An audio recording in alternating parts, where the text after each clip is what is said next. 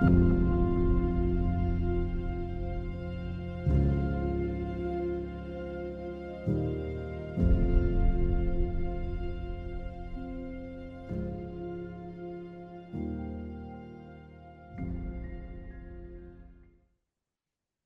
so are we ready?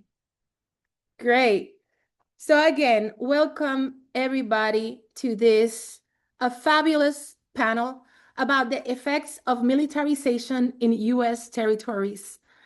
And definitely in the past year, the US military has expanded joint exercises, base build out, and live fire training activities across the Pacific and the Caribbean. And this has definitely impacted our communities in Guam, Northern Marianas, Puerto Rico, and also in the Virgin Islands. In this panel, we want to bring scholars that study the historical effects of militarization and the current effects of what is happening to discuss what they're seeing in their territories and to be able to exchange information. It is important for us in Right to Democracy to understand that we, as an organization, do not take a position on the military. We don't take a position in political status or ideology. Our focus as an organization and the focus of this conversation is on ensuring that people in the US territories have power and agency over decisions that impact them. And so this panel on militarization is very important because US military activities are having profound impacts on the communities across the territories. And our belief is that these communities should have a say in these activities, whether as part of the US political body or on their own. We don't take a position, like I said, on political statutes, and that includes folks in our work, and we include folks in our work whose views lie across the spectrum between diverse preferences in status and also across different political ideologies. We value in Right to Democracy the differences that we have. And we know that by respecting those differences, we can build common ground.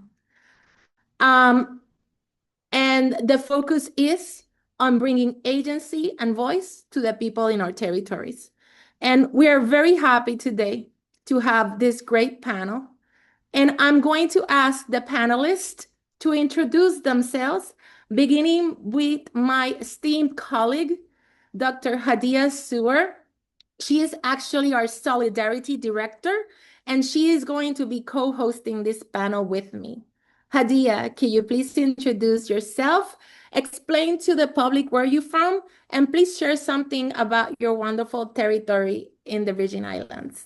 Thank you, Addie. Welcome, everyone. And also hello to my panelists this evening and morning, depending on where we are across the Caribbean and the Pacific. I am Dr. Hadia Soor. I am the Environment and Democracy Cross-Territorial Fellow here at Right to Democracy.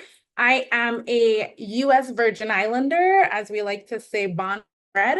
And so I am based in St. John, United States Virgin Islands. However, I am actually in St. Croix at the moment, calling in.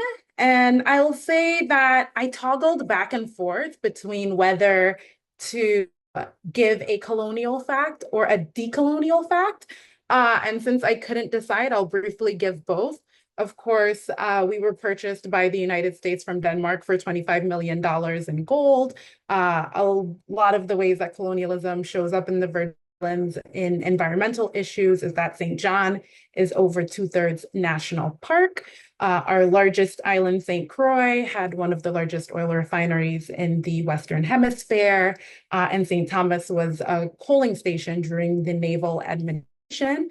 And my decolonial fact is that in 1733, our ancestors led an uprising against slavery that led to a temporary sovereignty for several months, and is an incredible moment and push for resistance in the Black Atlantic. And I'm deeply looking forward to being in conversation with each of you. Thank you so much, Hadia. Next, I'm going to go to Melody Fonseca from Puerto Rico, professor in the political science at the University of Puerto Rico, Mayagüez campus. Melody. Buenas noches a todas, todos y todes. Efectivamente, soy profesora en el programa de Ciencias Políticas de la Universidad de Puerto Rico en Mayagüez, donde imparto cursos e investigo sobre política internacional, principalmente sobre política exterior de Estados Unidos hacia el Caribe y me especialicé sobre todo en Haití.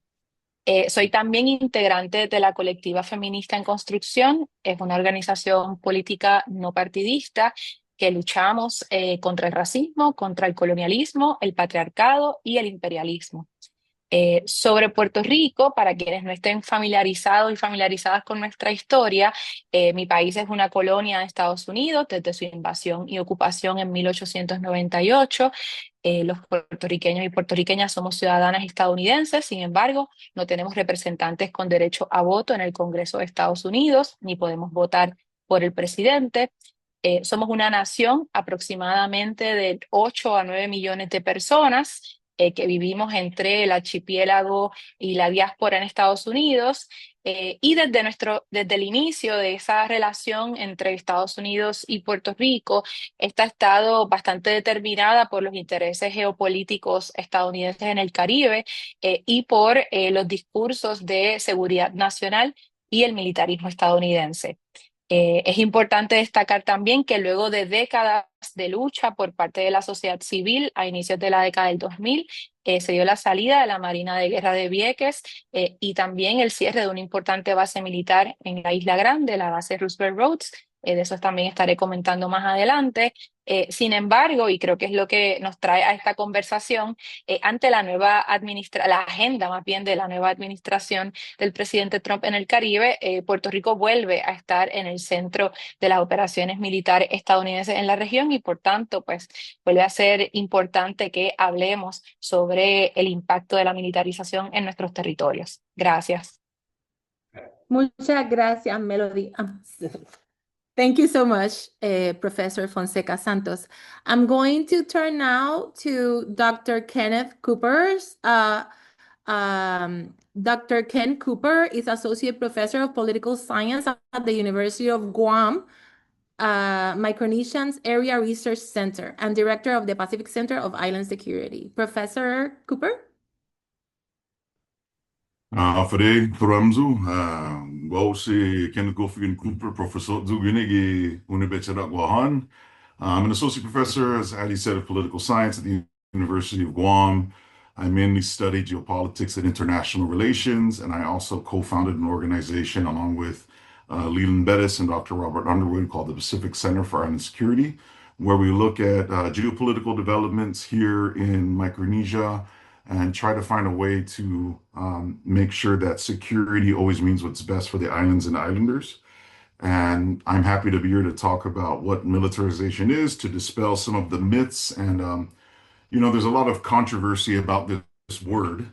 And I just think that we have a good opportunity to sort of demythologize a lot of the emotional reactions some people feel when they think militarization. Thank you. Kenneth. So now I move to Northern Mariana with Dr. Teresa Isa Ariola, an assistant professor in the Department of Sociology and Anthropology at Concordia University. Isa.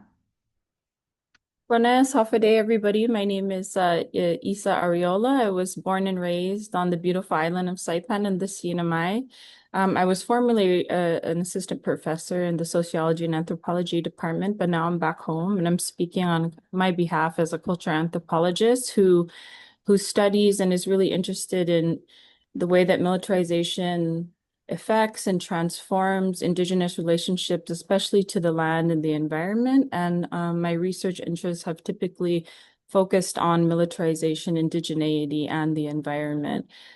Just to give some context, the population here is around 45,000 right now, as of now. It used to be higher, but happy to be here. And like Dr. Cooper mentioned, I'm excited to dispel some of the myths and surrounding militarization, and also to kind of denaturalize the language that we take for granted so often when we're talking about these issues. So thank you for having me here. Thank you so much, Dr. Arriola. So as you see, people, we have a great panel of people that have considered these issues for a while. And I'm going to let our Solidarity Director, Hadia, take it over with starting the conversation. Yes, thank you. One of the things that really came up in a lot of our conversations that we're excited to talk about this evening is that many of the US territories were either purchased, annexed, or retained for their strategic military value. Could you offer us a brief history of militarization in the territories and how you have explored these subjects in your research? Whoever wants to go first can jump in. Puedo ir yo. Bueno, brevemente comenzó diciendo que la historia de la militarización del archipiélago de Puerto Rico no inició con la invasión y ocupación estadounidense, pues, ¿verdad? Por 4 siglos previo a esto fuimos una colonia de España, siendo también considerado un bastión militar. Sin embargo, en nuestra historia contemporánea, ese cambio de administración colonial que se da en 1898 marcó un nuevo modelo de ocupación y militarización. Ya desde inicios del siglo XX, la Marina desarrollaba planes para militarizar la isla de Culebra y fue desarrollando dicha militarización a través de campamentos militares hasta que finalmente se concretó. Ya para la década del 30 inicia la militarización de Vieques y en la década del 40, en el contexto de la Segunda Guerra Mundial, se construyen entonces las bases militares de Roosevelt Roads en Ceiba y la base Ramey en Aguadilla. Y luego de esto surgen otras bases también para el uso de la Guardia Nacional. Por supuesto, ¿verdad? Los casos más representativos cuando hablamos de la militarización en Puerto Rico, pues son los de Culebra y Vieques por el impacto severo y generalizado sobre la población de estas islas municipios. Hay diversas formas también de analizar el proceso de militarización de Puerto Rico. Está la cuestión puramente estratégica por su ubicación geográfica, hasta también como un rasgo propio de los procesos de colonización de un territorio. Es importante tener presente que la globalización del militarismo estadounidense y la expansión militar de Estados Unidos no se da solo sobre territorios colonizados o bajo su jurisdicción. Los estados soberanos también ceden territorio para la creación de bases estadounidenses según los intereses comunes que tengan de seguridad. Sin embargo, la expansión militar y el militarismo en un territorio ocupado o colonizado tiene otras implicaciones. Las más evidentes son la falta de autonomía en la toma de decisiones, la falta de rendición de cuentas sobre el impacto de la militarización del territorio, el impacto de largo plazo en la salud de las comunidades afectadas, la contaminación, el impacto sobre el ambiente e incluso la violencia en contra de las mujeres. También la negligencia de las autoridades respecto al desarrollo sostenible de estas comunidades posterior al cierre de las bases, que es una de las demandas actuales más importantes, sobre todo en el caso de Vieques. Y sobre todo, ¿verdad? En el contexto de un territorio militarizado y ocupado por una potencia colonial, en el que además su propia ciudadanía participa del ejército, que a su vez ocupa su territorio, tiene la implicación de militarizar, podríamos decir hasta cierto punto, los imaginarios colectivos a través de esa socialización que se da con la milicia. Se estima que más de 200.000 puertorriqueños y puertorriqueñas son veteranos de las Fuerzas Armadas de Estados Unidos. Esto es una cifra que me parece a mí que es bastante reducida. Yo diría que puede ser más, sobre todo a lo largo de estas décadas. Y esto complejiza, ¿verdad? También las maneras en las que se entiende el ejército y su presencia en el archipiélago. Porque, ¿verdad? Hay unos vínculos familiares, comunitarios, unos referentes que establecen quizás ciertos matices y que pues es importante también atenderlo. No obstante, y como sabemos, también esto da paso a una conciencia crítica, precisamente esa socialización constante con el militarismo y la milicia, pues a la toma de conciencia, ¿no? De una conciencia crítica que incluso, en muchas ocasiones, de hecho, suele provenir de los mismos veteranos y veteranas.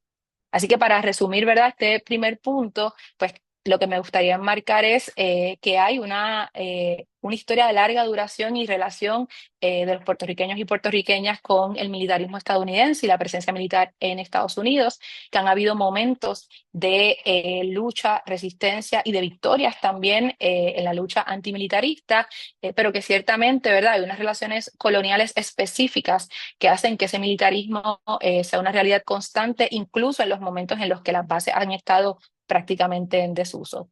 Y a esto, ¿verdad? Pues se suma obviamente la realidad de los miles de puertorriqueños y puertorriqueñas que han formado parte o que forman parte de las Fuerzas Armadas de Estados Unidos. Hasta aquí sería esta primera intervención.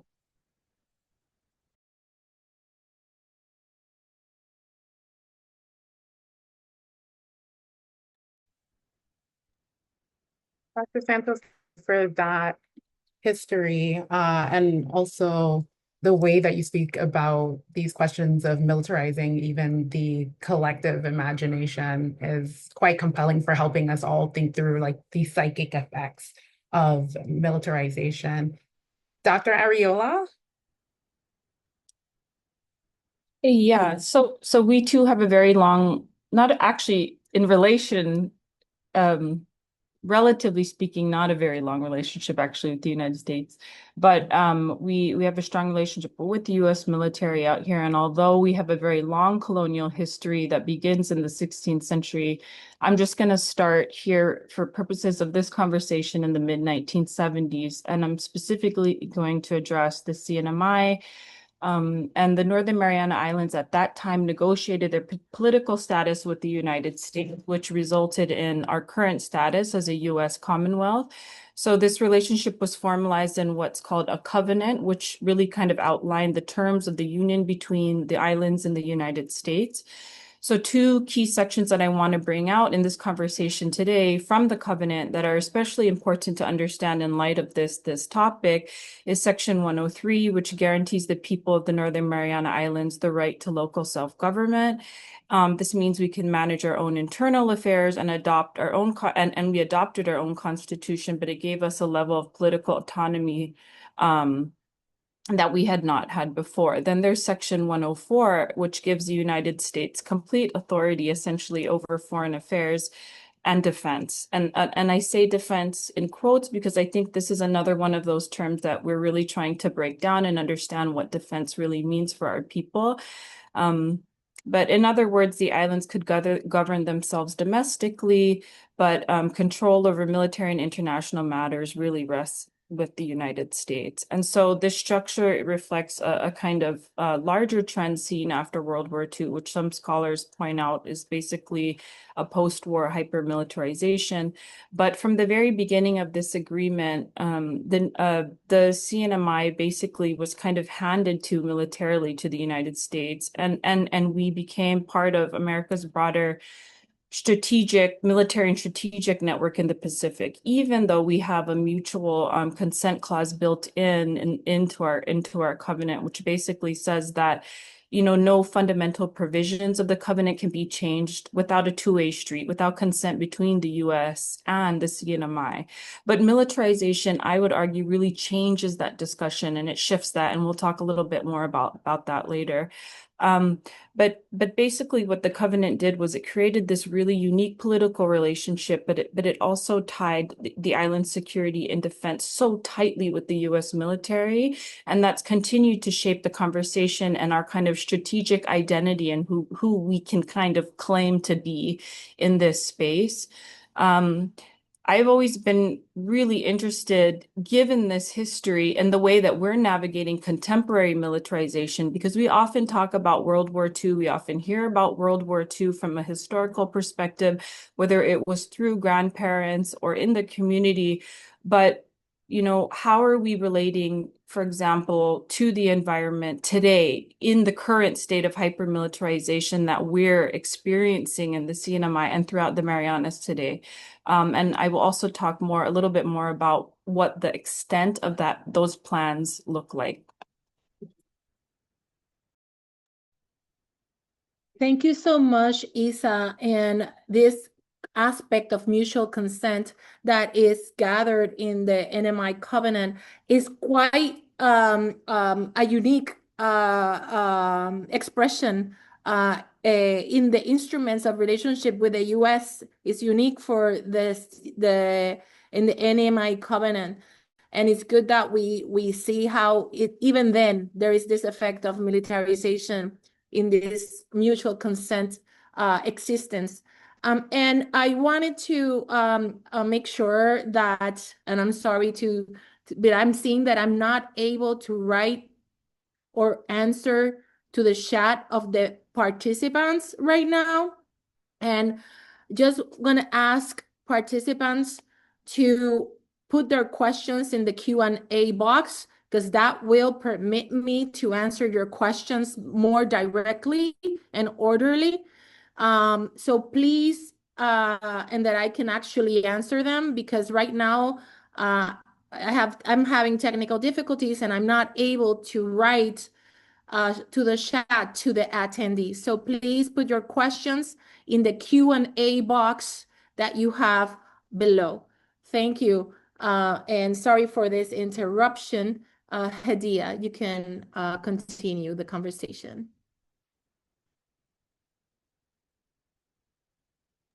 Yes, absolutely. And I'll continue asking Dr. Cooper to speak to us a bit about the history. Sure. So there's a Pacific Islands historian who said that the rape of Oceania began with Guam. That was referring to Ferdinand Magellan ending up in our shores in 1521. And since then, Guam's location, its geographical location has always been the linchpin of why people were concerned about us or wanted anything to do with us. So we saw the Spanish come, and then we were part of the Manila Acapulco galleon trade, right, for a while. And then after the Spanish-American War, just as Puerto Rico and the Philippines were transferred over to the United States, so was Guam. But Guam was a lot smaller, and so we weren't that heavy in the discourse surrounding the war and the subsequent insular cases. And so at that time, we were put under a naval government. So the highest ranking naval official pretty much ran Guam. And, these officers were not made for civilian government. So they had idiosyncrasies, they passed executive orders. So it really was this sort of naval rule that did appear to be very dictatorial, if you want to call it that. We would be bombed and then subsequently invaded by the Japanese. We were bombed 4 hours after Pearl Harbor was bombed. And we had a 2.5 year, roughly almost 3 year occupation by the Japanese military that was very brutal. The Americans returned, defeated the Japanese, and then subsequently set Guam up. That's what we really see the buildup of military capabilities and plans to make Guam what is now known as the tip of the spear, as they call it. And then the newest name is the forward edge of the Indo-Pacific. So we see that it starts with geography, right? But there isn't that much physical militarization until really post-World War II, when you start seeing rebuilding of the island. And of course, there was a lot of Tomorrowland that was taken in that process. And now we have a community and a population that heavily serves in the U.S. Armed Forces. And so having these conversations about militarization, about Guam's relationship with the U.S. military, I think we need to very much historicize and contextualize that relationship. Because if we do not understand as a community here the history, then history doesn't begin when we were born. but a lot of people begin to feel that way, right? They react emotionally and viscerally without understanding the history. So I think that um, knowing the history is critically important. Sorry, am I frozen? No, we can hear you. Okay. So yeah, I'll go ahead and end there, but I think overall, what I'll talk about in the next question is that we're seeing the next phase of military expansion in Guam. But Guam has always been the U.S. military's place, sovereign soil in this part of the Pacific. Yeah. Dr. Cooper, your remarks illustrate very clearly for us the ways in which the military's strategic priorities not only shaped how and why these islands were colonized, but quite literally how our governments were structured to perpetuate our colonial relationship. And so I'm wondering if each of you, before to the next question, might speak a little bit to that question. Sure. Hadia, do you mind? I see there's someone in the chat that is talking about militarization as an emotional word that doesn't properly describe the situation. Um, I don't think that person's correct. I think militarization is a term that pretty much means the organization of society around the production of violence. And to deny that our territories have been used by the U.S. military in that regard is to deny history, right? And so I just wanted to clarify that because I think it is improper framing in itself to call militarization a purely emotional word when there's been a lot of academic scholarship regarding the concept. Thank you. Thank you for bringing our attention to the chat. I also, like Addie, have a little bit of difficulty on my end seeing it very clearly. And I do want to drill down on this question. So in part because in the Virgin Islands, for example, we also had a period of naval administration, and our complications around defining how to create a constitution for the territory, I think is fundamentally by how militarism shapes our government structure. And so is there anyone else that would like to speak to that? And I want to thank Professor Freites for his participation in the dialogue. I think it's important to talk about these things and to exchange views about even about the words we use when we speak about things. But definitely the panel is trying to present the effects that the military exercise have had on the territories, and that each panelist may have a view on whether they support or not support the U.S. military, or whether they support the relationship with the U.S. That is in each panelist, personal views on what they do. But we here in Right to Democracy, what we really want to talk when we talk about militarization is about the agency that our communities have in the decision-making processes when these exercises are decided, are built, are programmed, and the effects it has, the fact that we don't have any participation, political rights of self-determination in those activities in the territories.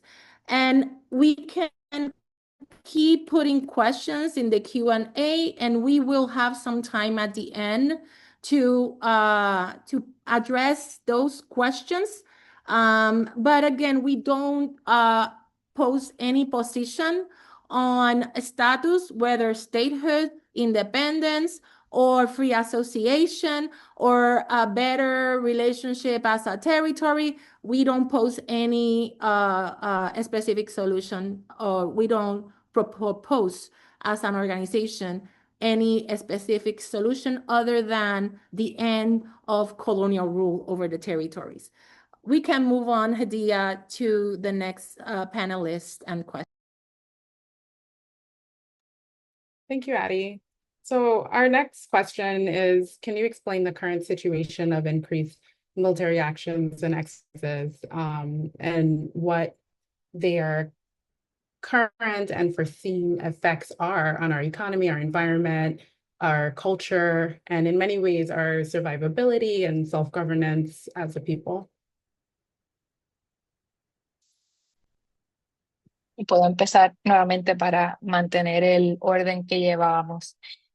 Bueno, yo voy a comentar un poco sobre el presente, aunque al hablar de los efectos económicos, ambientales y culturales, más bien voy a hablar, ¿verdad?, de lo que se ha visto hasta ahora tras décadas, ¿no?, de militarización activa de Puerto Rico. Entonces, bueno, como decía anteriormente, ¿verdad? Una de las cuestiones más importantes fue lo que tuvo que ver con la salida de la Marina de Vieques en el año 2003 y luego en 2004 cuando cerró la base naval Roosevelt Roads. Sin embargo, actualmente estamos viendo en medio de la escalada de violencia de la administración Trump en el Caribe y su ofensiva en contra de Venezuela. Estamos hablando de alrededor de unas 10.000 tropas que han sido desplegadas en el Caribe. Acciones, ¿verdad?, que podemos decir con certeza que son contrarias al derecho internacional. Podemos ver nuevamente que el posicionamiento geoestratégico de Puerto Rico vuelve a ser de interés para el gobierno estadounidense. El gobierno de Puerto Rico, en principio, ha dicho que se opondrá a cualquier intento de militarización de Vieques. Sin embargo, como se desprende de una investigación del Centro de Periodismo Investigativo, fue el mismo gobierno el que concedió el alquiler, el contrato de uso a la Marina de Guerra de Estados Unidos para el uso del aeropuerto en la base Roosevelt Roads en Ceiba, que está nuevamente en uso. Según este informe, se observan reparaciones de infraestructura en el uso del aeropuerto y demás, que lo que hacen pensar es que son reparaciones pensadas para un uso prolongado de estas facilidades. Además del uso de Roosevelt Roads, también está el de la base Muñiz en Carolina, pero lo más que se ha discutido en estos pasados meses han sido las prácticas con equipo militar en las costas del sureste de la Isla Grande, específicamente en el municipio de Arroyo. Respecto a esto, las amenazas hacia la población y el territorio son tangibles. Como sostienen en un reciente artículo las investigadoras Ruth Santiago, Catalina Dionís e Hilda Llorens, el ejército de Estados Unidos es el mayor contaminador y emisor de gases de efecto invernadero en el mundo. En su artículo publicado recientemente y titulado Remilitarization of Puerto Rico, Exacerbates Environmental Injustice, estas comentan cómo en el pasado otros municipios de la zona sur, se vieron afectados por las prácticas militares, incluyendo desplazamiento, contaminación, incidentes en medio de prácticas militares por los que residentes perdieron la vida, así como empobrecimiento de la zona. Más aún, como sostienen las autoras, estas prácticas no solo contaminan de manera directa las costas, los manglares y afectan ecosistemas vitales para nuestra protección ante el cambio climático, sino que además dependen de mayor uso de combustibles fósiles, generando aún más contaminación. Sobre Salinas, que es un municipio al sur de Puerto Rico, estas plantean que recientemente la reconstrucción y expansión de las instalaciones de la Guardia Nacional del Ejército está amenazando el suministro de agua potable para los casi 30.000 residentes de este municipio y también podría provocar un aumento de las inundaciones en el centro de la ciudad y las comunidades cercanas, agravando la concentración y la exposición a sustancias químicas volátiles. En Vieques, donde la población fue desplazada de la isla o encerrada en una tercera parte de esta, quedando entre medio de la base y el campo de práctica, prácticamente la isla municipio se convirtió en lo que podemos denominar una zona de sacrificio. Esto es un territorio que queda inhabilitado, despojado de sus recursos, bien sea por extracción o bien sea por contaminación, y que es, así como dice el término, sacrificado en aras del desarrollo, ya sea tecnológico o en este caso militar. Lo que tienen en común las zonas de sacrificio es que suelen estar ubicadas en territorios bajo dominio colonial y o poblados por grupos racializados, vulnerabilizados y empobrecidos. Esto también tiene otro costo o supone otro costo de la llamada defensa de la seguridad nacional. Según un informe de 2023, la prevalencia del cáncer en Vieques es de un 30% mayor que en el resto de Puerto Rico, se duplica en niños menores de 9 años y se triplica en jóvenes entre 10 y 19 años. La tasa de hipertensión es un 381% mayor que en el resto de Puerto Rico. Y asimismo, la tasa de mortalidad es más alta y las muertes por afecciones cardíacas y respiratorias ocurrieron con mayor frecuencia durante los periodos de ocupación militar. Como bien sabemos, todavía hoy no se ha completado la limpieza de los terrenos ocupados por la Marina, ni se vislumbra la transferencia de estos terrenos de manos federales a las comunidades en Vieques. Respecto a la economía, precisamente en medio de este debate sobre la, comillas, remilitarización de Puerto Rico, lo digo entre comillas porque es un planteamiento en sí mismo si Puerto Rico alguna vez ha dejado de estar militarizado. Ante los planes de la administración, resurgió el discurso de que la salida de la Marina de Vieques y el cierre de otras bases militares había generado una crisis económica en los municipios y comunidades aledañas, y que por tanto esta reapertura de bases militares podría traer una inversión económica y mayor inversión económica y desarrollo.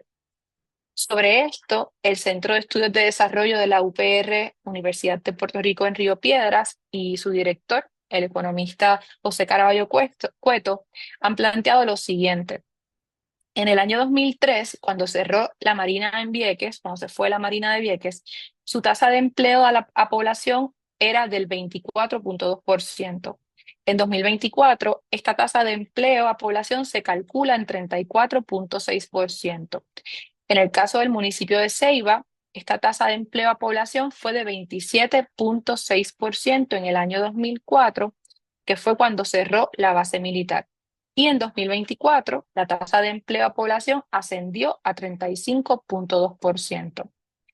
Para Caraballo Cueto, el autor de esta investigación, esto se debió a que la población se redujo en ambos municipios, al igual que en todo Puerto Rico. Debido a esto, ¿verdad? Es importante considerar el empleo total como proporción de la población, lo que permite ver que en ambos municipios hubo una reducción estadísticamente significativa en estas tasas de empleo.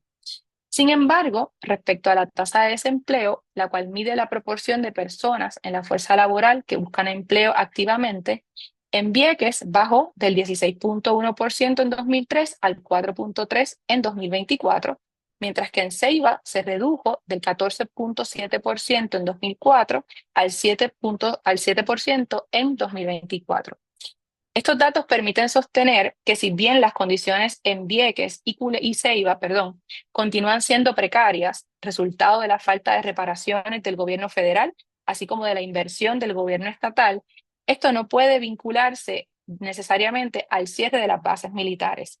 Hay que considerar la falta de cumplimiento del gobierno federal y local sobre las promesas de priorizar el desarrollo de estas áreas, y hay que considerar que no se han desarrollado proyectos por ahora, que estamos en medio de una crisis que no parece tener fin y que tenemos muchas infraestructuras laceradas y afectadas, no como consecuencia de la salida de la Marina o del cierre de bases, sino por la desidia del gobierno federal y el gobierno estatal.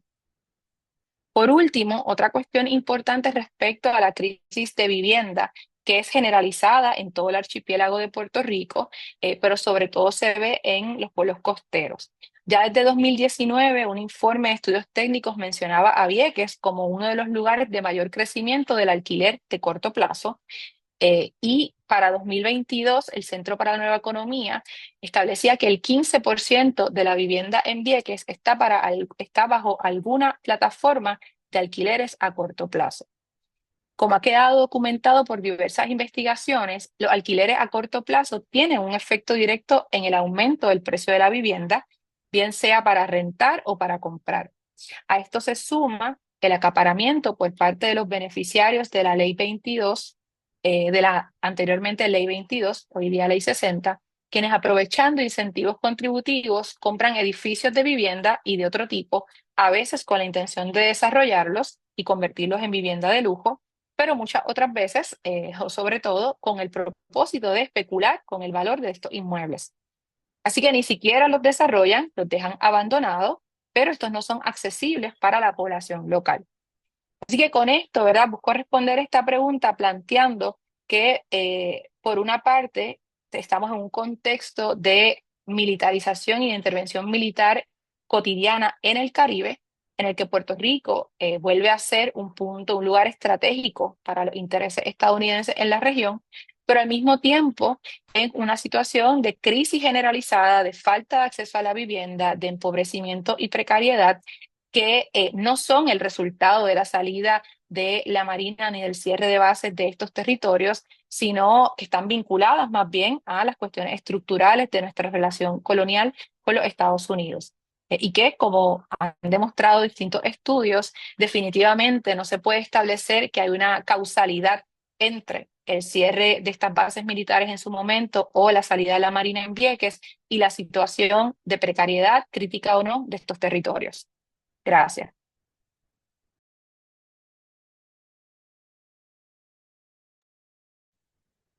Thank you so much, Professor Fonseca. I just want to recognize the comments in the Q&A answer. In the Q&A box. We will be answering the questions later in the section, but thank you, Lirio Marquez, for your comment. Yes, we will get your message to Professor Fonseca about making available your message today to her. If possible, Dr. Fonseca, she wants to receive that later. We can, Hadia, yes. So what is the next panelist to answer our question? Dr. Ariola, can you also address the question of explaining the current situation of increased military actions and exercises in CNMI? Yes, I'd be happy to. So one of the things that, and hearing Dr. Melody talk just now, one of the things that I'm always struck by and have been struck by in my research is the way that military planning is so segmented. And often we feel like we're dealing with this issue in isolation or alone. And so I think part of the conversation that can be really enlightening is just asking what's happening on your islands, right? And so what I wanted to do was just give you a brief overview. And it's actually, I want to keep it brief, but there is so much military planning that's going on right now. There is so much hyper-militarization of the region that we're seeing that, but I will do my best to keep it brief, but just to kind of update you on what's been happening here in the CNMI and touching on this overall kind of what they call a buildup here that's happening and how that's shaping our kind of political and economic futures. But so over the past decade, and I don't want to give too much of a history lesson, but over the past decade, if we're thinking about under Obama's Pacific pivot, the US has dramatically increased its funding and its military presence throughout the broader Micronesian region, not just in the CNMI, of course, also including its military investments and its infrastructure. As one policy strategist put it, the island clusters of Melanesia, Micronesia, and Polynesia share a unique geopolitical reality. They lie right in the space that separates the world's two biggest powers, the United States and China. And that's actually something that I think as islanders we challenge very often, is this idea about geographical determinism, that somehow we're kind of stuck in between two powers and that's the only kind of decision-making voice that we have. But for decades, the U.S., of course, has maintained what's been described as an arc of territories and bases across the Northern Pacific. So within that larger context and within the larger Marianas Archipelago, including Guam and the CNMI, this has become central to the U.S. military strategy in the Pacific. So The first of the plans that you may have already heard about is the Guam and CNMI military relocation. It's also known as the buildup, but this plan dates all the way back to 2007, and it was an agreement with the US and Japan that was finalized in 2010, and it called for about 8,000 Marines and their families to be moved from Okinawa to Guam, and it was expanding an already major military presence. So that was the kind of first move that set off a lot of these conversations, and we were really feeling the community a buzz about what will these changes bring, what will this mean for our future, those kinds of questions. And so Guam now houses Joint Region Marianas, which includes Andersen Air Force, and Dr. Cooper might be talking about this already, but Naval Base Guam, the new Marine Corps base, Camp Blas, and it's also equipped with missile defense systems, the Army's THAAD system, the Navy's Aegis system off the coast, all of those things, which are supported by the U.S. Missile Defense Agency. So in the past few years, though, we're really seeing an intensified acceleration of this expansion, with the Pentagon's budget in 2024 being somewhere around the area of $886 billion. So that's nearly the same as what the U.S. spent during the height of the Iraq and Afghanistan war. So again, you're seeing where is all this money coming from? Where is it going? What are we investing in here? In Guam alone, the Pentagon planned to spend $1.5 billion on the new missile and air defense systems, and then additional $11 billion on construction and maintenance. So there's a lot of infrastructural investments that are happening. And one U.S. Navy official recently said Guam and the CNMI are seeing the, quote, largest U.S. defense design, construction, supply, and service initiatives in recent history. So this gives you a sense of the scale, right? These are unprecedented times that we're seeing. So connected to all of this, and in particular related to the CNMI, is what they call the Mariana Islands Training and Testing Study Area, otherwise known as the MIT. So this was a region that essentially encapsulates the entire archipelago, the air and the sea space, right? So we're also always talking about the water, we're always talking about the air, but essentially the U.S. military had this space, and then it doubled it. It was called the Mariana Islands Range Complex, and that was doubled in 2015 to create the MIT. And so now it's just under nearly 1 million square nautical miles of ocean. And within this massive area, which is our homeland, of course, the military conducts all kinds of activities, strike warfare, amphibious training, live fire exercises, weapons testing. We have to consistently remind ourselves that one of the islands up north, Nu'us and Chamorro, or Fairlanda Mendeniza, is receiving ongoing bombing constantly, and there's notices in the paper. So these are things we almost forget because it's kind of like out of sight, out of mind, even though it's right next to us, even though we're right next to Guam, right? We're sister islands. So if you actually look at the transit corridor that connects the MIT to the Hawaiian Islands Range Complex, that gives you a sense of the massive scale that this militarization is operating on, right? So it's really the region. It's a regional perspective that we're seeing here, and we're connected through these what they call study areas. One of the things that I do want to highlight is that, again, the language is so important here, because community members in the Marianas have pushed back in so many different ways. It's not just about resistance. It's about negotiating, it's about asking, it's about critiquing systems of power, right? So even the words that are used, for example, some activists call them, this is not a study area, this is a military playground, it's a bombing range. Like, let's be honest about what these things are so we can actually engage with what's happening all around us, right? So that's where the language is so central to an understanding of what we're witnessing and experiencing in our daily lives. And then lastly, there's Tinian, which is playing an increasingly important role, and actually Rhoda, I hadn't even added that to this conversation, but I'll table that.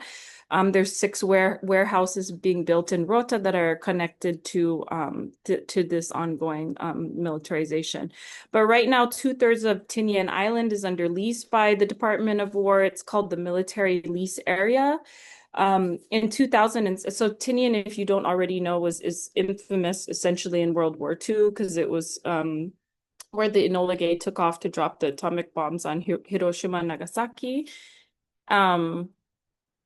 And so it's actually being remilitarized today. So we're seeing that militarization actually often begets further militarization, that a historical military site is often refurbished to increase militarization once again. But the thing that's interesting about Tinian is that essentially this was a divert airfield that was built in the event that Guam was like blasted off the face of the earth, for example, right? And that just alone, in and of itself, calling it a divert airfield gives you a perspective. If you're from here and that's what you're hearing, it gives you a completely different perspective about what that means for you and your people. So it means you're a target of war. It means that if something happens to Guam, you're kind of the backup area, right? And so these are some of the conversations that we're having as a community now. One of the kind of promises, and I'll get into this maybe hopefully a little bit more later, but is that the U.S. forces will provide economic benefits to the local community, and there's always this promise of an economic uptick, that there will be all this money surrounding all of these things, that there will be upgrades, road construction, improvements, and things like that. But we also have to contend with the fact that there are real dangers with these kinds of investments in infrastructures, right? So including in Tinian's buildup, we're also seeing that there's a proposal for a pipeline to be built, a fill pipeline that runs over the island's only potable source of water, the aquifer.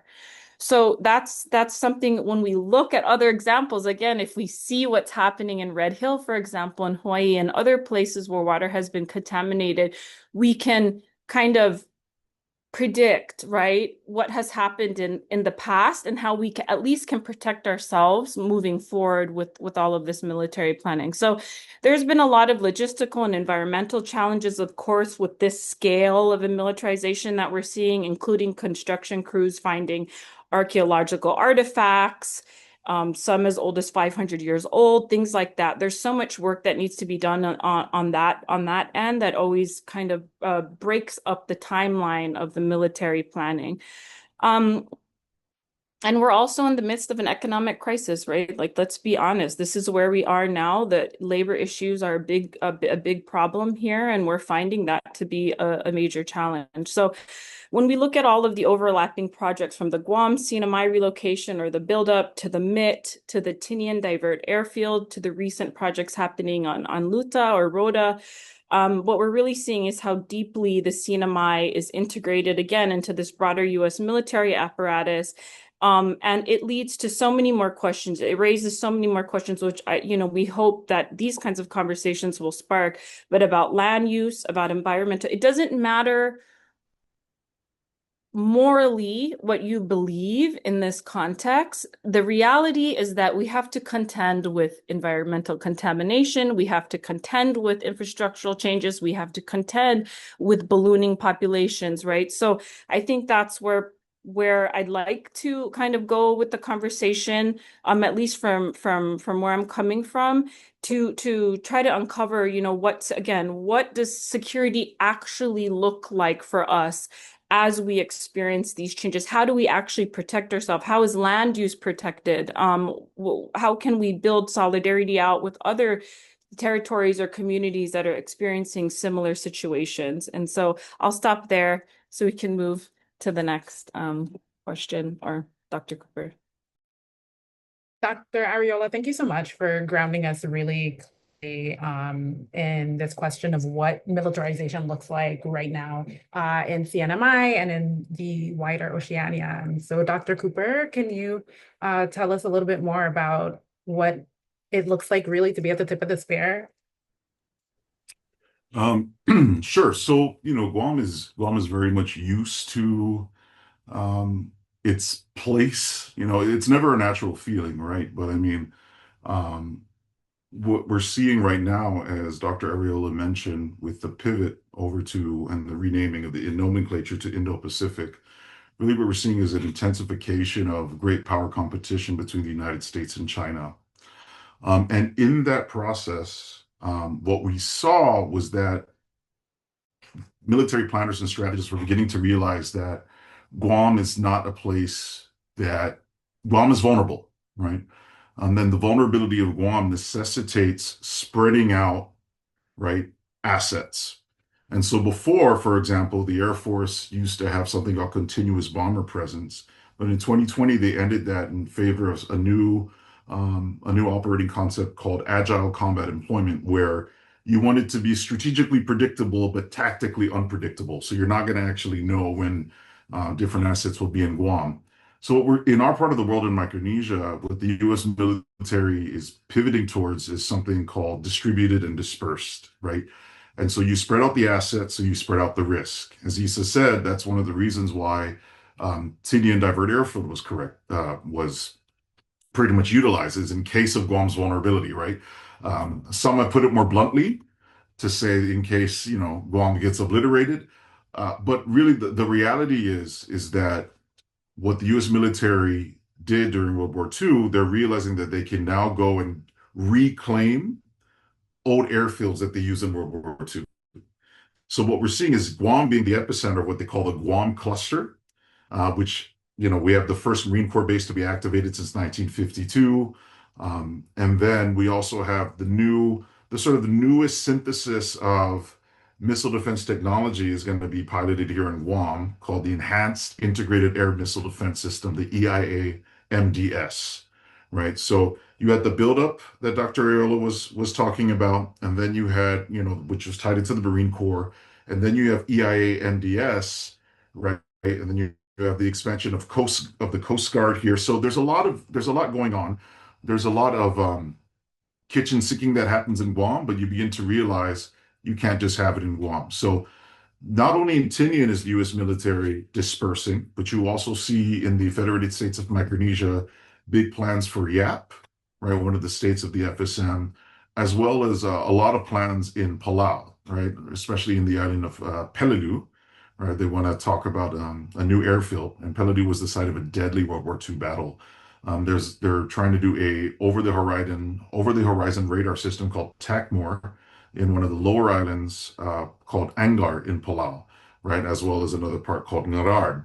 And so what we're seeing really in this new age of increasing military action is that the United States and the freely associated states used to be about strategic denial, right? It was about just not letting other militaries access these islands for military purposes. Now what we're seeing is a sort of strategic, not just strategic denial, but the strategic reclamation. So it's no longer really just Guam. Now you want to spread the rest out. And so that's sort of the newest phase.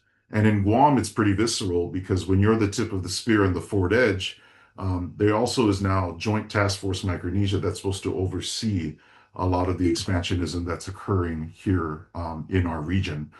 Now, when the original buildup was proposed, the 8,000 Marines, a lot of our community fought back against that because of environmental concerns, also just like pure number wise, right? Pure numbers and now the increase in population. And so we were able to successfully, through groups like Weare, get them to change the plans, reduce the numbers.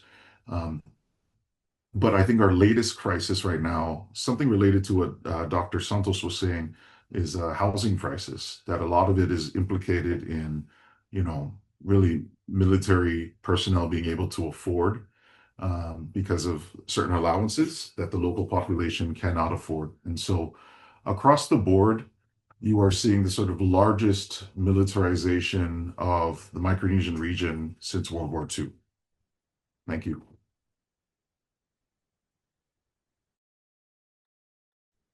Thank you. And I'll also ask, each of you have nodded to the forms of resistance that are responding to colonialism, militarization, and its impact on our health, our communities, our economies, the affordability of housing in our territories. And so can you speak specifically to both the vulnerabilities that colonization creates for our communities and also say a little bit more about the forms of resistance that are emerging? Mm-hmm. And I wanted to add Hadia to that, just to try to address Professor Freitas' questions in the Q&A. When you answer what this next question that Hadia just posed, can we address the fact, that we've had governments in local governments in the territories that support militarization, that argue for it because of economic benefits, because of the way that the military might help in a disaster, because of some benefits that are seen of having the military presence in the territory. So there is this contradiction and this tug and pull between the effects that are detrimental and the arguments for the presence of the military that would be seen as a better economy, et cetera, et cetera. So I think Hadia's question will permit you to answer that too.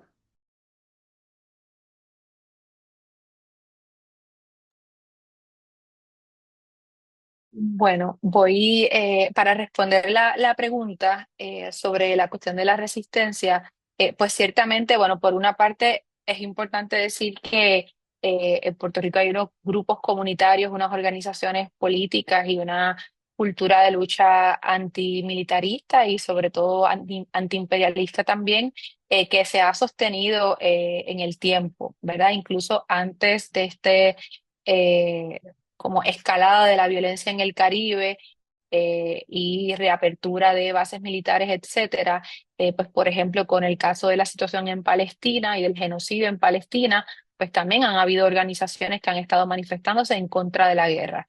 Mencionó una, por ejemplo, que es Madres contra la Guerra, también la propia organización a la que yo pertenezco, que es la Colectiva Feminista en Construcción, pero así, ¿verdad? Se han generado redes de solidaridad que incluyen a distintas organizaciones unidas en la lucha antimilitar y antiimperialista. Se han dado distintas manifestaciones en frente de las bases militares, pero creo que ahora algo que está ocupando a algunas organizaciones, por ejemplo a la mía en particular, es también el proceso de como reeducación con datos concretos, ¿verdad? Sobre lo que fueron las implicaciones y los efectos del militarismo en Puerto Rico. Porque aunque no hace mucho que la Marina se fue de Vieques, ¿verdad? Parecería como que de repente hay como una amnesia colectiva, hay un olvido, ¿verdad? De lo que fueron esos años de lucha, de lo que fue la violencia que vivieron las comunidades, del impacto, del efecto que todavía viven y experimentan. Así que hay también una apuesta por, a partir de las organizaciones comunitarias, de esa memoria histórica. Y en el mismo Vieques, yo no soy de Vieques, así que no quiero hablar, ¿verdad?, por las compañeras que están en esa comunidad, pero me consta que está la Alianza de Mujeres Viequenses, que está también la Colmena Cimarrona y que hay determinados proyectos que se enfocan en la educación popular, colectiva, porque ciertamente conociendo lo que fueron las vivencias de quienes experimentaron directamente la presencia militar en su territorio, es que podemos entender que no hay discurso de desarrollo económico que merezca la pena, ¿verdad? Si ponemos, como decía la colega Ariola anteriormente, si ponemos en perspectiva ese otro costo, que es el de la salud, el de la contaminación, el de la pérdida del territorio y demás. Y para responder a la pregunta que está en el Q&A, pues creo, añado a lo que plantea Adi, además de pues los intereses que puedan tener los gobiernos locales de turno en términos del beneficio económico, creo que también nos encontramos en una coyuntura importante en la que además hay un vínculo ideológico entre el gobierno actual en el archipiélago y el gobierno en Estados Unidos. La actual gobernadora de Puerto Rico es simpatizante de Donald Trump, de su agenda política, de su agenda doméstica, pero también de su agenda internacional. Por ejemplo, ha sido muy vocal criticando al gobierno de Nicolás Maduro, muy vocal haciéndose eco de la narrativa sobre el tema del narcotráfico, etcétera. Así que creo que también es importante decir que ese vínculo ideológico pues, hace, ¿verdad?, que se dé una suerte de connivencia o complicidad colonial, si queremos, entre el gobierno local y el gobierno federal, algo que no es extraño, ¿verdad?, en estas relaciones políticas complejas.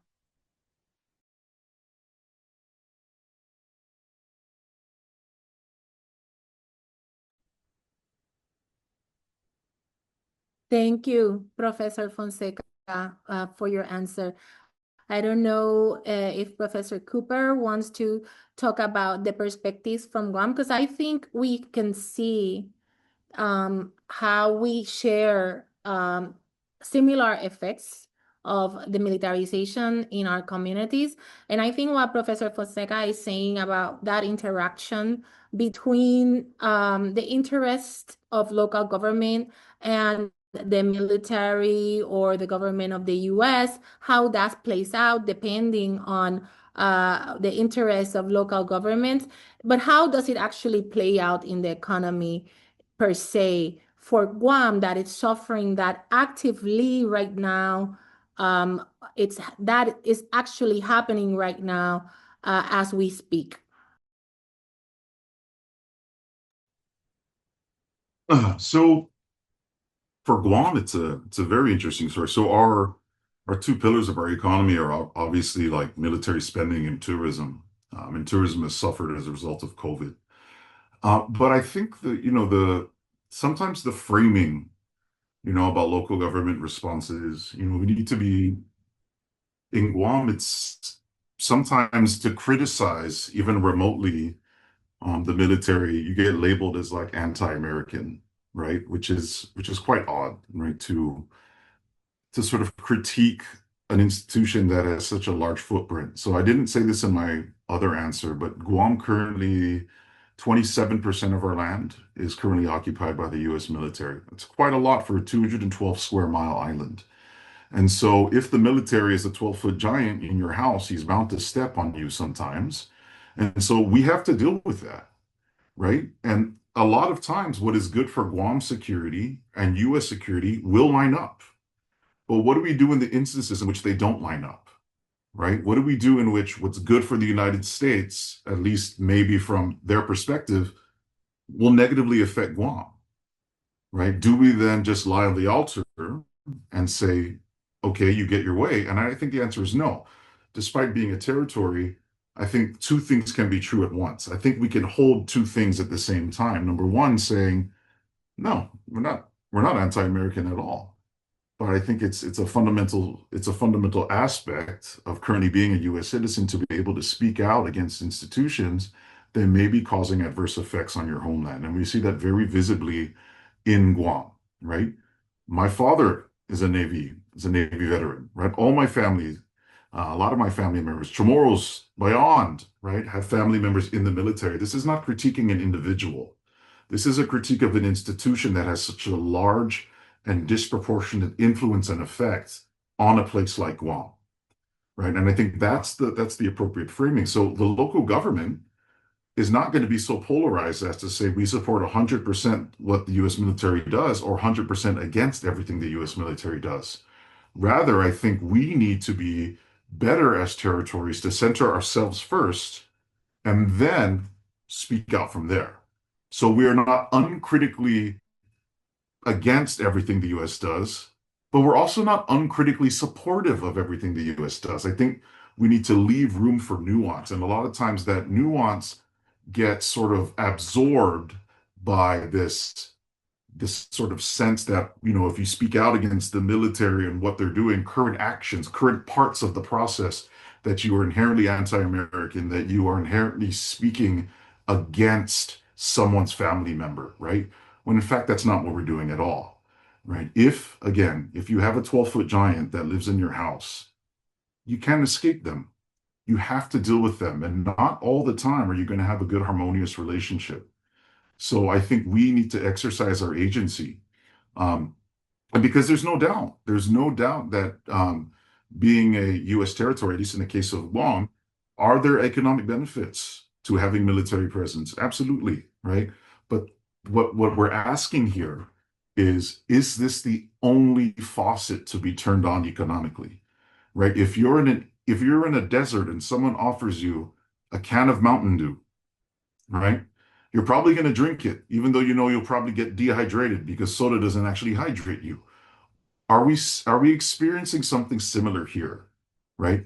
If you are only given Mountain Dew to drink in a desert, of course you're going to be grateful that you have a source, you have a drink, but maybe we should be shifting to water, right, for long-term sustainability of our societies and communities. And I think we can have a balanced, honest conversation about all of these things. So thank you.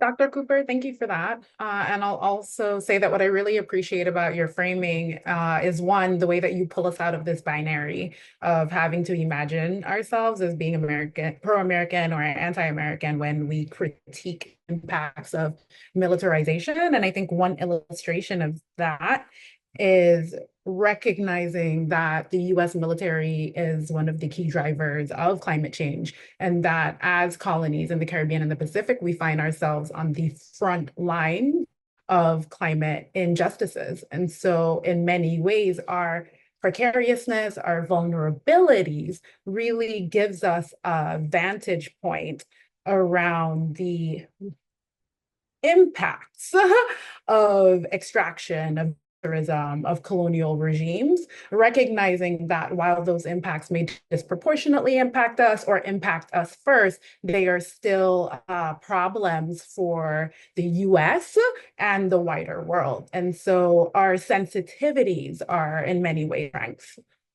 Dr. Ariola, did you have an opportunity to respond to the question? And if not, would you like to tell us a little bit more about how colonization is shaping vulnerabilities around militarism and where resistance is emerging in CNMI? I know you spoke earlier about indigeneity, land stewardship, and language.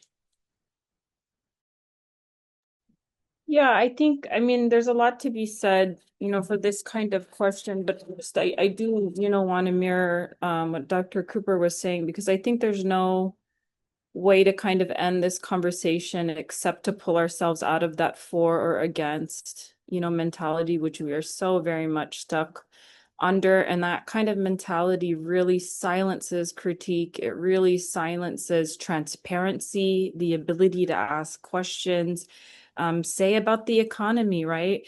The plans on Tinian are often touted as a promised land of economic activity, but what are the long-term costs? What if we have to contend with contracts throughout the entire United States? When people are bidding in the CNMI, you start to see the limits of your political participation in this conversation, right? And so we're constantly up against those. And so to critique power or to critique systems of power that are directly benefiting from violence and war preparation does not mean we're in opposition to military personnel. We have so many military personnel. Our families are part of this apparatus, right? It does not mean contempt of people. It means it means privileging and centering self-determination, centering Indigenous agency, and really actually exercising, the right to your political future and you having a say in that political future. So I think the colonial part, the colonial part of the story you see in the CNMI and abroad too, because it's not just about the territories, right? This is, again, militarization has really distinct patterns, and it's really, in so many ways, it's not unique. It's kind of like blunt force. It's really like very similar in a lot of different communities throughout the world. So I want to keep that in mind, right? And that we are more than just our strategic use value in this overall conversation, right? And we see that even in places like Palau that are independent nations, that are their own sovereign nations, are also, experiencing hyper-militarization, They're going through similar processes as we are, where environmental impact statements are released. The public is having to respond to them, thousands of pages long, with really relatively little experience or none at all with how to even respond to all of these changes that we're seeing around us. So we're really having to build from a grassroots and a community perspective, right? If you weren't a NEPA expert, you oftentimes feel like you are when you're done with these environmental impact statements, because you have to learn. There's no roadmap for that. And we're creating that, I think, as a community. We're coming together, we're building solidarity. If somebody has the knowledge about that particular subject, we tap into that knowledge, we learn from each other. Again, we are kind of forging that path in this conversation. And I think sometimes we forget that too. It's difficult, right? It's difficult because of what we're up against. It's difficult for, again, the way that we feel isolated in all of these different plans. And so coming together really is the only way to kind of figure that out. That is exercising our self-determination in this process. And I think, militarization is such a powerful connective tissue in all of this conversation. It really transforms the way our governments feel like they can respond to what's happening in the region. Oftentimes it's painted as this idea of, you must go with China or you must go with the US. Again, it's a very for or against us dynamic, and that has great implications for the way, we can live out our lives here in our own communities, in our own families, on our land. So yeah, I think I'll just end with that. There's a lot more, but Yeah. I think it also, I think we're also coming up against the limits of what political status means, right? And what that affords us. And sometimes maybe we might romanticize the idea of a political status affording us a particular way of being, when really it's a struggle, right? Again, it's a struggle. It's a constant exercise in that political power that we're engaging with. And that's okay. It's difficult. And I think that's where we are today. Thank you, Dr. Ariola. I think that was brilliant. And actually, you kind of read my mind a little bit when you take our attention to what would be different if we had a different political status. Because I was hearing Professor Cooper, and Professor Cooper was saying that we should be able to practice our agency, that we should be able to look at these situations with a critical mind, but also with capacity to be able to assert ourselves in a way. And I think this, if there is no other questions, I would want you to, of any of you, to talk about how would it be different if we would have, or if we as territories, because we are in a different position than other places like Palau, where they have sovereignty. We don't have, or we are in a different position than any other state of the United States, because we don't have the political power to affect anything. So what would be different if we had, you think, or how would that change our agency in any way? I just want to hear your opinions on that.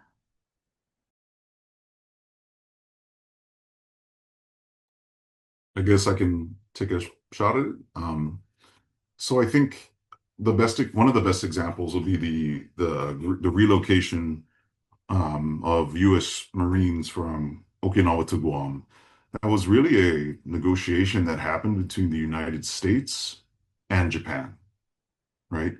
Guam was not at that table because Guam does not possess, full foreign affairs power, right? So we don't actually make those decisions. These decisions are not made by Guam, right? So a lot of times there's consultation, but consultation, again, we say this quite often here, does not mean consent, right? And that's a huge distinction, right? Consultation does not mean consent. So let's look, for example, the difference between a country like Palau and our territories, at least for Guam's case. In the case of Guam, our government is allowed to do something because that power, Congress says we're allowed to do it, right? We have the Organic Act, it is organic.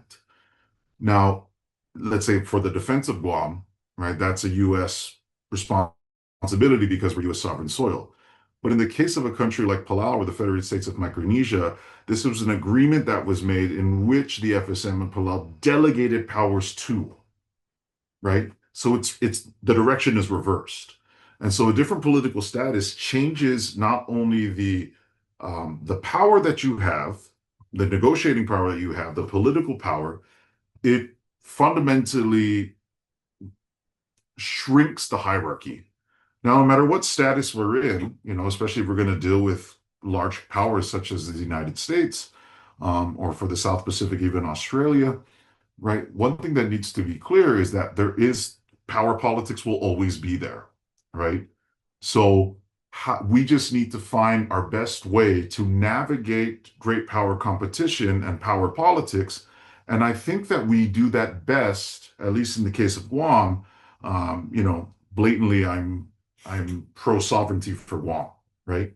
And I think that's the best way to do it, because currently in our relationship with the military, right? For example, one of the military brass here said, once the military decides something, Guam will know what's coming and can partner on tackling these challenges. So that's like almost me saying that I've decided I'm going to do this. We can partner how best to do this. But we want to reach a phase where we're saying we're part of the table when it comes to making the decision, not just how to best texture and smooth out and mitigate, because that's a word that's often used here. Mitigation, right? In all these various ways, we will do this, but then we'll find ways to mitigate. Mitigation means that harm will be done, right? We need to reach a status that gives us a best political ability to be able to not just have to live in a permanent state of mitigation. And so one of our former congressmen, Ben Blas, said that Guam is equal in war, but not in peace. I think he's half right.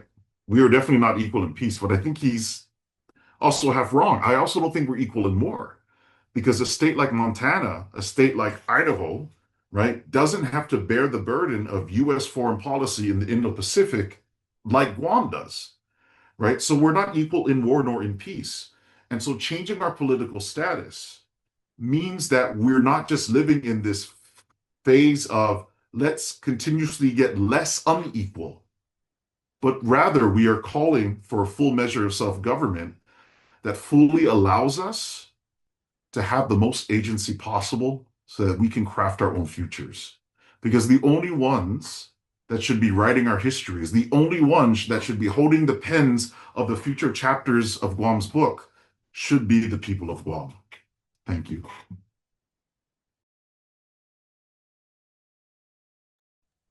Thank you so much, Professor Cooper, for bringing that angle and that strong perspective of what agency should actually look like, and that this is not an ideological issue. This is not of an ultimate preference. It's about the power that we have to have agency of the decisions that affect our lives.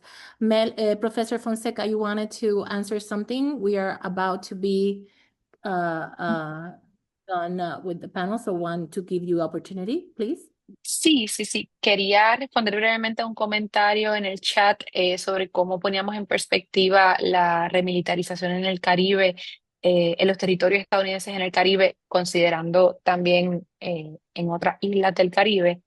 Bueno, yo creo que una cuestión importante aquí es obviamente lo que va a ser la agenda de Estados Unidos hacia Venezuela, que probablemente, ¿verdad?, se dirige a un intento de cambio de régimen, y que hay que considerar que ante las tensiones que hay también con un aliado tradicional, que era Colombia, pues se hace de repente necesario tener también presencia en otras islas. Que en otras islas del Caribe que en este momento puedan tener o intereses de realinearse con Estados Unidos, o también que tengan, ¿verdad?, críticas propias al gobierno venezolano. Creo que la remilitarización que estamos viendo también tenemos que pensarla en el Caribe, tenemos que pensarla muy al inicio de la administración Trump y su política hacia Panamá y lo que fue, ¿verdad? Básicamente la imposición de que las empresas chinas que manejaban el canal de Panamá tuvieran que retirarse o compartir la administración con empresas estadounidenses. Ciertamente hay un interés en, ¿verdad?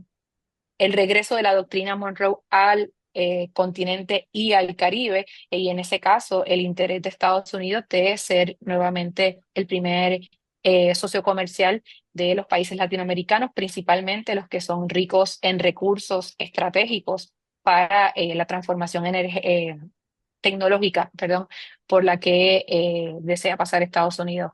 Así que creo que la cuestión de las tensiones militares en el Caribe van a continuar, sobre todo con esta administración, y de darse un intento de intervención militar en Venezuela o un intento de cambio de régimen, esto solamente va a escalar.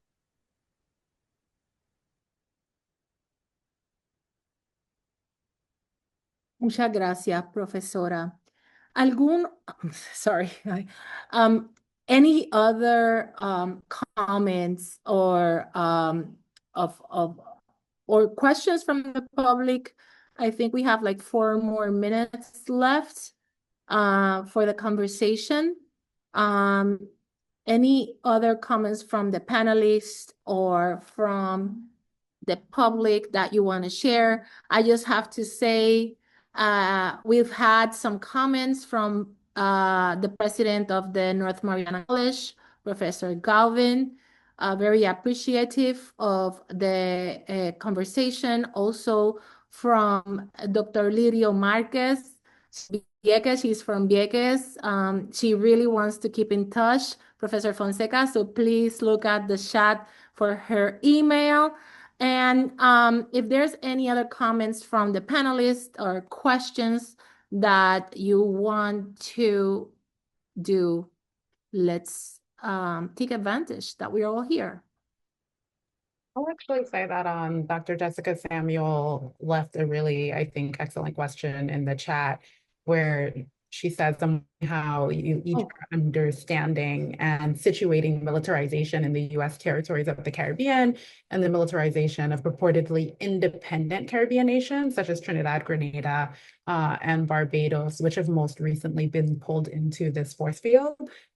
Anyways, this question, I think, really raises for us this larger discussion around U.S. imperialism and its relationship to U.S. colonialism and militarization, and asking us to, grapple with how the militarization in this contemporary moment actually, in some ways, throws questions of sovereignty back into crisis or highlights the precarity of each of the political status options in a world that's predicated on militarization, extraction, and a particularly violent form of empire.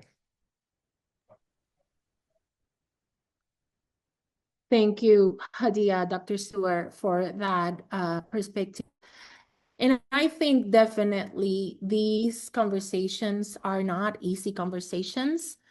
We at Right to Democracy have always strived or promoted the spaces where we can share across the territories the different facts and perspectives of what we are living. And I think the end result is always that there are so many commonalities between our struggles as territories of the U.S. and of the incapacity or the effect, not the incapacity, but the effects that our relationship with the United States being so unilateral, being so imposed has, even on narrative, even on our way that we see ourselves and the capacity of us of even questioning these processes in our territories. So I recognize that these conversations are easy. 3 weeks ago, 2 weeks ago, I was in Guam, and I had the privilege of meeting with a wonderful group of veterans, Got Your 671. with an excellent colleague, Roy Gamboa, and his beautiful group of veterans that are suffering from the lack of services to veterans in the U.S. territories when, as many of us have already mentioned in this conversation, U.S. territories have the highest enlistment rate in the states, more than any state of the United States. And in that sense, the conversations that we have, and we had a conversation in the beginning of our existence in 2024, we have a conversation, a dialogue like this one about the veterans and about the different treatment that they get just because they live in the territories, and how them already also recognize how there's an irony about how heightened militarization, it does not bring them more access to health services or more access to their families being able to stay in the territory that they live in. So it is very important that we have these conversations. It is very important to be able to have them regardless of what you feel the relationship with the U.S. should be. And it is important to recognize that the territories need to have agency, actual agency in these decision-making processes, because the actual effects and the decision-making that is being done, it is affecting our communities, it is affecting our economy, and it is subjugating our leaders and our local governments into acquiescence with models that might not be the best for the development of our people and our communities. In that sense, it is very important to have these conversations across all boards and across all ideologies. I want to thank the panel. I want to thank our Solidarity Director, Hadia, for running the conversation. And let's keep on having conversations. The Right to Democracy make spaces for our cross-territorial coalition. Those of you who are interested in knowing more, you can reach us in our social media and in our webpage. You can get in contact and follow all the conversations that we are having. We will be having more conversations on different subjects and themes.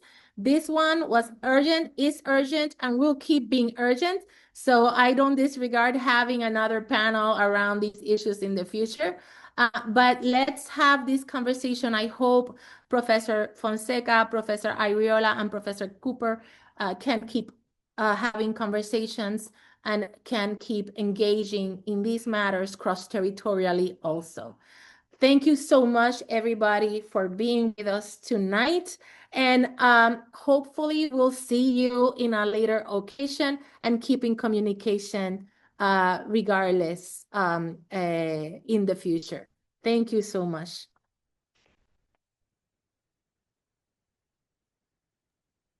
Thank you, everyone. Thank you.